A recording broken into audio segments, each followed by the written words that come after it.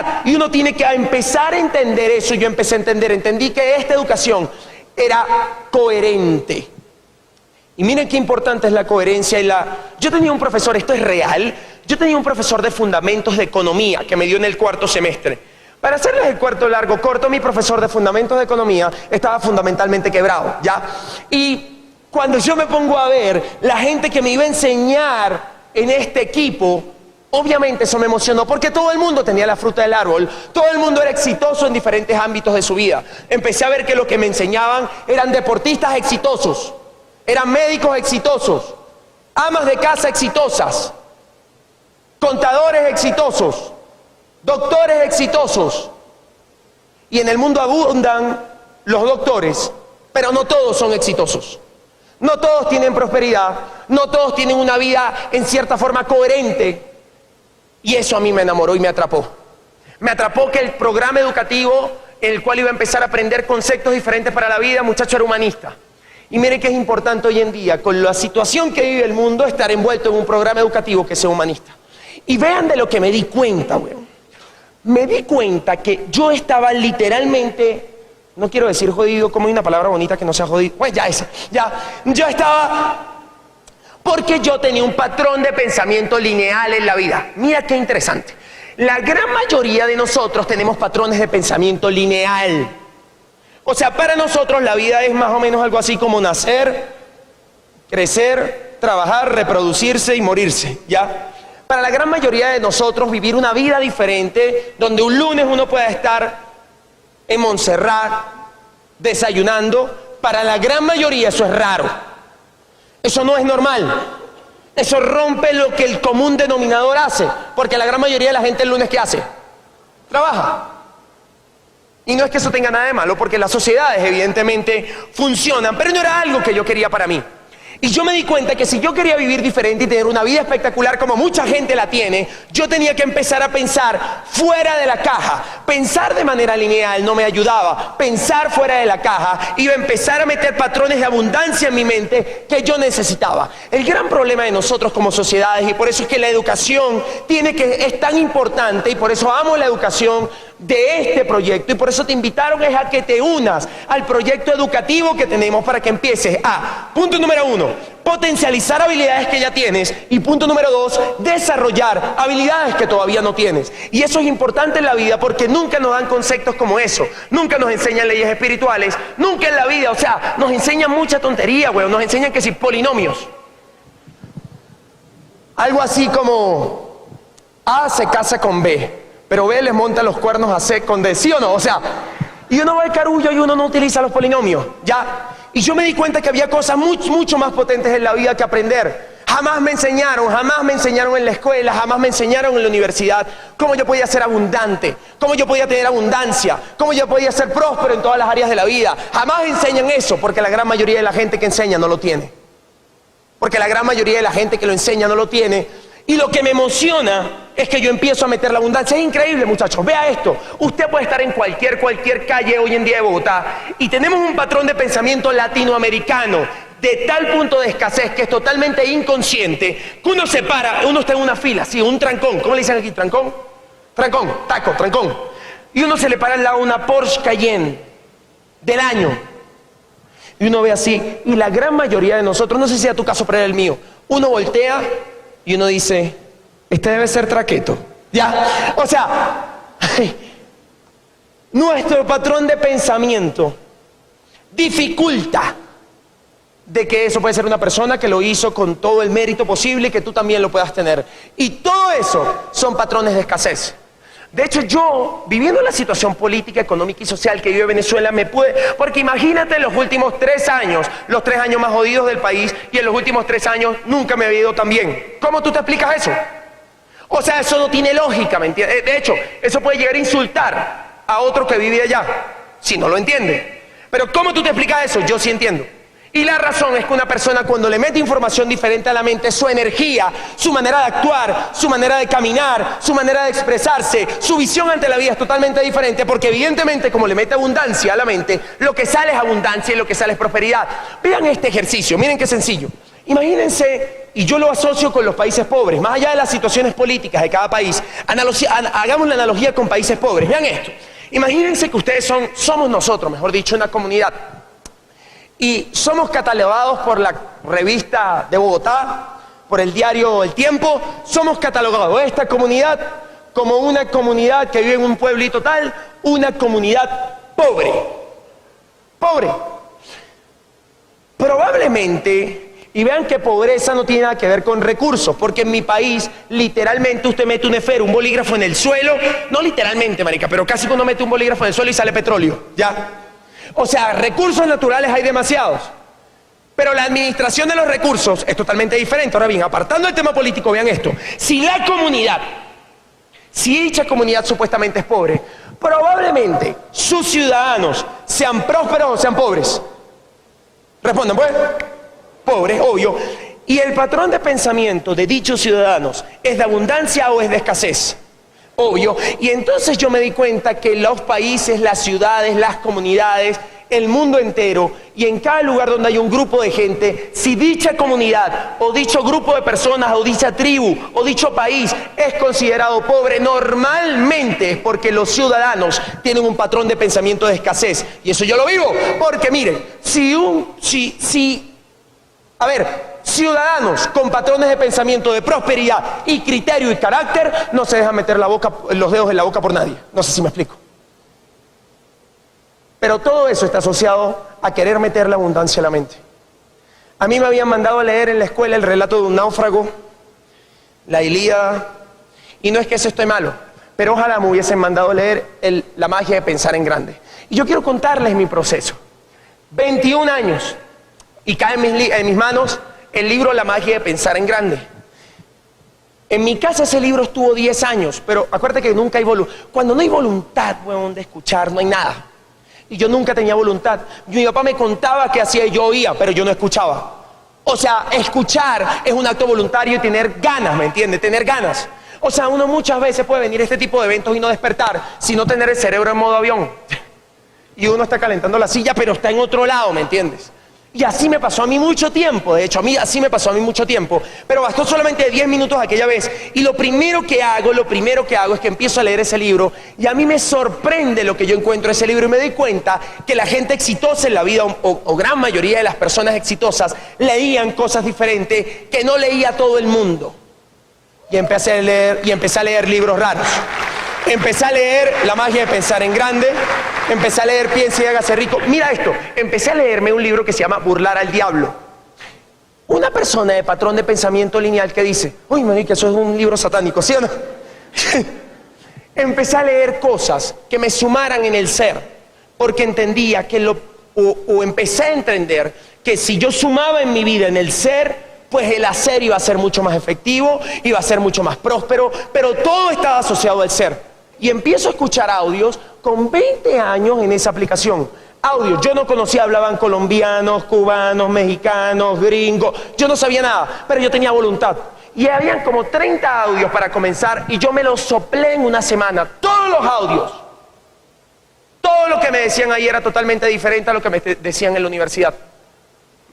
Me empezaron a tatuar en la mente la palabra libertad, me empezaron a tatuar en la mente la palabra posibilidad, me empezaron a tatuar en la mente una palabra que pareciese que en Venezuela quisiera ser borrada, que es la palabra esperanza. Y eso evidentemente me empezó a hacer sentir mejor. Y empiezo a escuchar conceptos. Empiezo a entender que lo que hace el promedio de la gente no necesariamente es normal, porque lo que hace el promedio de la gente, pues el promedio de la gente está jodida, por eso no tiene que ser normal. Empiezo a entender que la educación tradicional podía darte para ganarte la vida, decía Carlos Eduardo, pero la autoeducación te podía dar para ser próspero y para vivir mejor y más feliz. Fíjate qué importante, la autoeducación te podía dar para vivir próspero y vivir feliz. Y a mí me rayó mucho el sol coco, ¿por qué? Porque yo me di cuenta que al final de cuentas el ser humano, ¿qué quiere ser? Feliz. Y yo todo lo que me escuchaba, eso a mí me hacía más feliz. Yo me escuchaba, todo lo que me escuchaba me hacía más feliz, me sentía mejor. Empiezo a entender, yo culturalmente, cuando uno se equivoca, a uno le dicen, no, eso está mal. Y yo culturalmente me había jodido mucho la mente por no equivocarme. Pero a través de este programa educativo empiezo a entender que el éxito, contrario a lo que la educación cree, viene exclusivamente de los errores que cometemos. ¿Y quién lo decía? Lo decía un man que había sido rector de una universidad a los 26 años y que se graduó en una universidad donde se graduaron 13 presidentes de Colombia. No lo dijo Pedro Pérez, lo decía un man que se graduó donde se graduaron 13 presidentes de Colombia, tiene el premio del Congreso Simón Bolívar, tiene un premio que se llama Simón Bolívar, que es del Congreso de Colombia. Era un man que sabía. Y yo escuchándolo a los 20 años. ¿Cómo tú crees que el corazón mío estaba entonces a los 20 años? ¿Qué tú crees que pasó con mi autoestima? ¿Qué tú crees que pasó con mi deseo de ganar en la vida? ¿Qué tú crees que pasó con mi nivel de merecimiento? Y todo está asociado a educación. Todo está asociado a educación. Y eso a mí particularmente me enamoró. Me enganchó. Lo que me enganchó de este grupo fue eso. Me empecé a dar cuenta del poder que tenía la asociación. Y yo cuando vengo a este lugar, yo me di cuenta, o sea, yo empiezo a asociarme. Mira lo increíble. Cuando mi papá dice que vaya a un evento, yo empiezo a venir. Y obviamente me empieza a emocionar, pero lo normal es que tú seas escéptico. Porque por naturaleza uno viene para que uno es escéptico. Y uno cierra los brazos y uno dice, vamos a ver de qué me van a convencer. Y así era yo. Y entonces en ese proceso yo recuerdo, yo había ido a chequearme con un cardiólogo, que era el cardiólogo más importante de la ciudad donde yo vivo. El doctor se llama Diego Reyes. Ese cardiólogo era en aquel momento presidente del centro médico más importante de todo, digamos, de todo el departamento. Y todo el mundo sabe quién es el tipo. Literalmente en unas elecciones salió en el periódico que se iba a lanzar alcalde, era mentira, pero la gente lo quiere. Mejor dicho, todo el mundo sabe. Si sabes de un médico que todo el mundo lo conozca, debe saber, ¿sí o no? Y entonces, yo recuerdo que cuando a mí me invitan a este evento, se hacía en un hotel, y yo vengo llegando, y viene llegando él en su nave, porque esa vaina no era un carro, era una nave del futuro, ya. Y él viene llegando, y yo, como llegué como temprano, yo dije, ¿para dónde irá el doctor? Y como uno es bien chismoso, yo iba hecho el loco persiguiendo al doctor, pero cuando me sorprendo el doctor iba al mismo evento al que yo iba. Y yo me atreví a acercarme al doctor. Y el doctor Diego, usted una vez me vio y tal, sí, ¿cómo estás, hijo? No sé qué, yo soy hijo del doctor Santos. Sí, yo lo conozco, perfecto. Doctor, ¿le puedo hacer una pregunta? Sí. ¿Qué usted hace en este evento? Y él me queda mirando y se ríe. Y me dice, ve lo que pasa. Yo sé de corazón, él es cardiólogo, yo sé cómo manejar la presión de la gente y todo eso, pero increíblemente no sabía manejar mi presión cuando tenía deudas, cuando tenía problemas en mi casa, etcétera, etcétera, etcétera. Sabía mucho de medicina, pero era una analfabeta emocional. Carecía de inteligencia emocional, carecía de inteligencia financiera, carecía, mejor dicho, lo que sabía era abrir gente, ¿ya? O sea, y me dice, y en este espacio educativo, no de motivación, en este espacio educativo empiezo a encontrarme, a descubrirme, a desarrollar habilidades, y desde que me educo con esta gente, soy más próspero en la medicina, arriendo locales comerciales, monté un negocio en internet increíblemente potente que se expandió por todo el país. Pero todo se dio porque empecé a venir y empecé a aprender cosas diferentes. Empecé a entender el principio de la asociación y empecé a venir y empecé a escuchar. Yo estaba en la clínica y empecé a escuchar audios, empecé a leer y yo decía, si ese doctor que maneja esa nave hace eso, ¿cómo no lo voy a hacer yo? Que mejor dicho, ya. Así que a los 20 años, muchachos, fue increíblemente potente poder asociarme a esta plataforma. Pero te voy a decir, para ir cerrando, lo que me parece más potente en la vida, y lo aprendí en este espacio. Lo aprendí en este espacio y te lo quiero compartir para que te des cuenta de la importancia de meter la abundancia a la mente. Te vas a dar cuenta. Te vas a dar cuenta de la importancia de meter la abundancia a la mente. Quiero decirte algo. El último año, digamos, el último año 2017, toda la mitad del 2016 y toda la mitad del 2017, Nunca me había ido tan bien en la vida. O sea, si los últimos 3 años fueron potentes, el último fue la hostia, ¿ya? O sea, fue la locura.com. El último año, nunca había tenido tanto crecimiento profesional en mi vida. Jamás, te lo digo no desde el egocentrismo, sino desde la emoción. Y yo me he puesto a pensar, ¿qué fue lo que me llevó a ese punto? ¿Qué fue lo que me llevó a alcanzar algo que ya yo quería? ¿Qué fue? Y me puse a pensar, me puse a echar para atrás todos estos años de aprendizaje, todos estos años de leer libros, todos estos años de asociarme con gente diferente. Y me di cuenta que hubo un detalle que hizo de que yo este año diera un salto cuántico y lograra económicamente, personalmente, espiritualmente, un crecimiento que no había logrado en 5 años antes. Y te voy a contar qué es. Y tiene que ver con la vida, y no tiene que ver nada con esto, y tiene que ver todo con esto. Y el cuento es el siguiente. Cuando yo empiezo hace 3 años a viajar,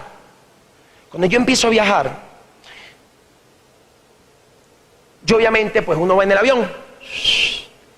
En una ocasión, luego de un año viajando, llego a Venezuela. Y cuando llego a Venezuela, tenía que tomar un vuelo nacional de Caracas a Puerto La Cruz. Yo vivo en la costa y no había tiquete en económica. Solamente había tiquete en ejecutiva. ¿Están aquí, sí o no? Y entonces yo en eso, lo primero que me di cuenta es que casualmente en ese momento la diferencia de precio no era tan grande. Fue lo primero que me sorprendió. ¿Y sabes qué es increíble? Yo jamás había preguntado. Uno ni siquiera pregunta cuánto cuesta el tiquete. ¿Por qué? ¿Sí o no? Es que es increíble. El patrón de escasez es tan grande que uno se monta en el avión y uno ve los de primera, los que van en ejecutiva, y uno ya asume que, mejor dicho, este es el presidente, el dueño del BBVA. ¿Sí o no? O sea, uno asume eso y uno no es capaz ni preguntar. Lo cierto es que agarra, ¿no? Pues me compro el tiquete. Lo primero que me emociona es que uno no hace fila, paso rápido. Y cuando me siento, ¿dónde me voy a sentar? Es que tengo que sentarme. Cuando me siento, obviamente el asiento es más grande o más pequeño. Y entonces yo estoy así. Y yo miro para atrás y de verdad pensé, dije, ¿cómo todo este tiempo he venido en el culo del avión? O sea, fue lo primero que pensé, ¿no? O sea, ¿cómo todo este tiempo? Cómodo, pan. Llego allá, le mando, obviamente yo nací en un pueblo en Venezuela, una ciudad que se llama El Tigre, de 180.000 habitantes. Un pueblito, pana, o sea, aquí 14 millones, 180.000, ¿qué es? Nada. O sea, literalmente en El Tigre uno no se puede ni suicidar porque el edificio más alto es de 6 pisos, uno se lanza y queda vivo, o sea. Y obviamente cuando uno viene a un pueblito así como El Tigre y uno se monta en primera clase, ¿qué hace uno? Selfie, mijo, ¿sí o no? Selfie, para el grupo de la familia, ¿sí o no? E inmediatamente la familia que siempre es tan edificadora, ¿qué dice? Ah, ya te creíste, no sé qué y tal, la familia. Total que me gustó tanto, yo empiezo a viajar, me di cuenta que a nivel internacional todavía no podía pedir que los tiquetes me salieran en primera clase, pero a nivel nacional yo me costeaba el tiquete y empecé a viajar solo en ejecutiva. ¿Por qué? Porque yo a través de la educación me di cuenta de que yo me merecía lo mejor. Y yo empecé a acostumbrarme a lo bueno, y digo, tengo que acostumbrarme a lo bueno, tengo que acostumbrarme a lo bueno, tengo que acostumbrarme a lo bueno. Resulta que cuando usted sube su expectativa de vida, o usted le va bien, o usted quiere ahora que le vaya peor o que le vaya mejor. Que le vaya mejor. Y entonces yo quería que me fuera mejor, y entonces ahora yo dije, no, o sea, muy sabroso viajar aquí adentro, pero cuando yo viaje afuera del país, yo tengo que buscar la manera de poder viajar también en primera. De alguna manera tengo que encontrar la manera. O sea, tengo que encontrar la manera. Y cuando uno quiere algo, la mente se pone creativa. Y yo seguía subiendo eso, ¿no? Ese anhelo de lo mejor. Y entonces empiezo a hacer millas en esta aerolínea Avianca. Y entonces el año pasado califico en la Avianca Plata y hago un viaje a Europa. Y ese viaje a Europa me da un millaje y califico oro. Y quiero contarte esto porque esto tiene que ver todo y no tiene que ver nada. Cuando me estoy devolviendo de España, me doy cuenta de que soy Gold en Avianca y ya no hago fila. Y entonces me dice la tipa del counter, la española, pues le hemos dado un ticket para que esté en el VIP de Iberia. Buenísimo. Y entonces me dice, ya no tiene que hacer la fila de inmigración, usted va a tener un ticket ese ticket se llama Fast Track. Yo dije, yo sé qué es esto de Fast Track, perfecto. Yo agarro el ticket, ¿no? Voy y veo que todo el mundo hacía fila. Y ya decía Fast Track, y ahí voy yo, ¿no? Pan, con mi maleta y unos Converse. Cuando yo llego, ¿a quién está en donde está el Fast Track? Obviamente, pues, dos señores, ¿verdad? Así, vestidos bonitos, y yo que parecía que le cuidara las maletas a ellos, ¿ya? Lo cierto es que yo paso, ven que no iba a robar nada ahí, sino que era real, que yo iba en el Fast Track. Y paso. Me quedaba media hora para montarme en el avión. Y entonces digo, ¿qué hago? No, listo. Voy a ir al VIP de Iberia. Cuando voy al VIP de Iberia y llego, empiezo a ver, cuando uno se nota que uno está por primera vez en un VIP, porque uno quiere comerse todo lo que hay. Entonces uno agarra una cosa cada uno. Y uno quiere agarrar una gaseosa para llevársela por si acaso, ¿no? El instinto de supervivencia. Pero en ese proceso veo que hay un dibujito de unas camas. Y dije, no. Y decido ir. Cuando entro, me doy cuenta que había una especie de cubículos con camas, así, una especie de mini cuartos. Y yo veo que tenía que estar en 10 minutos montándome en el avión. Y yo dije, me merezco lo mejor, tengo que acostumbrarme a lo mejor, me tengo que acostumbrar a lo mejor. Y me acosté ahí 7 minutos, aunque sea para desordenar esa vaina. ¿Por qué? Porque tenía que acostumbrarme. Mira qué buena esta almohada es mejor que la de mi casa, mejor.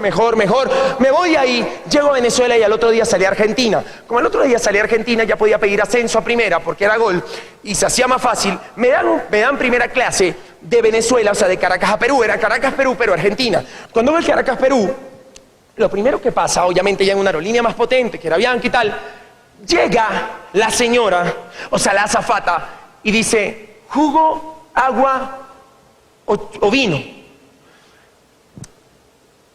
Yo me di cuenta de que yo tenía, o sea, uno normalmente tiene paladar de estrato bajo. Ya voy a explicar. ¿Por qué yo me di cuenta que yo tenía antes paladar de estrato bajo? Todo un tema educativo. Por ejemplo, yo decía que a mí no me gustaba el sushi. Eso a mí no me gusta, yo prefiero una hamburguesa, paladar de estrato allá. Entonces yo digo, uno tiene que acostumbrarse a eso. Si era yo, no, eso a mí no me gusta. Entonces yo digo, adivina qué, jugo, agua, o vino. Vino. Y yo agarraba el vino, no sabía, pero tengo que acostumbrarme, marica, porque yo me merezco lo mejor.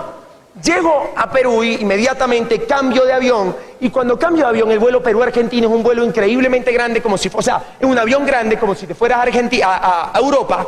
Y cuando yo llego, o sea, que yo era una cama del futuro. Y cuando uno nació en el Tigre y uno se monta en esa silla, ¿qué hace uno con todos los botones? ¿Sí o no? O sea, uno le pide a la azafata que le tome una foto, uno pierde todo, toda la decencia la pierde.